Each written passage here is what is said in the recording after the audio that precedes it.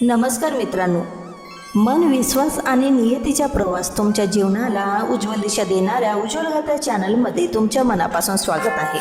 आज मी तुम्हाला एक असा प्रश्न विचारणार आहे जो कदाचित तुमच्या मनातही कधी ना कधी आलेला असेल। जर देव आपल्यावर प्रेम करतो तर मग तो आपल्याला दुःख का बरं देतो?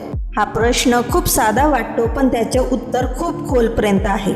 कधी लक्ष दिलंय का की जेव्हा सगळं आपल्या मनाप्रमाणे होत असते तेव्हा आपण लगेच म्हणतो की देव खूप चांगला आहे, पण जेव्हा आयुष्यामध्ये अडचणी येतात तेव्हा आपल्याच मनामध्ये एक प्रश्न येतो, देव असं का बरं करत आहे?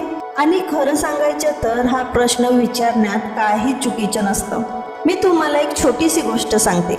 एक लहान मुलगा होता, त्याचे वडील त्याला चालवायला शिकवत होते। सुरुवातीला ते त्याचा हात धरून चालवत होते। मुलगा हसत होता, कारण त्याला वाटत होते की मी चालतोय, वडील सोबत आहेत।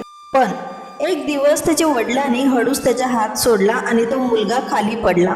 त्याला दुखलं, तो रडायला लागला आणि रडत रडत त्याने वडिलाला विचारलं, तुम्ही मला का बरं सोडलंय? तेव्हा त्याचे वडील शांतपणे म्हणाले, कारण मला माहिती आहे तू स्वतः चालायला शिकू शकतोस। आता इथेच आपल्याला एक मोठा अर्थ समजतो मित्रांनो, देव पण आपल्यासोबत असंच करतो। तो आपल्याला सोडत नाही, तर तो फक्त आपल्याला मजबूत बनवायचा प्रयत्न करतो। जेव्हा आपण आयुष्यामध्ये पडतो, दुखावतो, तेव्हा आपल्याला असं वाटते की देव माझ्यासोबत नाही, पण खरं काय असतं माहिती आहे का?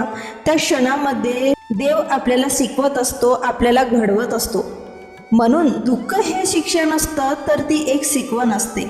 आता पुढच्या वेळी तुमच्या आयुष्यात काही कठीण गोष्टी घडतील तर लगेच निराश होऊ नका।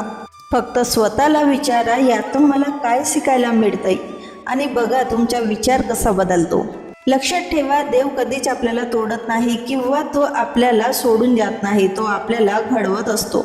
मित्रांनो, जर तुम्हाला आज या कथेमधून काहीतरी नवीन शिकायला मिळालं असेल तर नक्की कमेंट बॉक्समध्ये तुमच्या कुलदेवतेचे नाव लिहा, आणि अशाच मनाला स्पर्श करणाऱ्या उज्ज्वल गाथांसाठी चॅनलला नक्की सबस्क्राईब करा।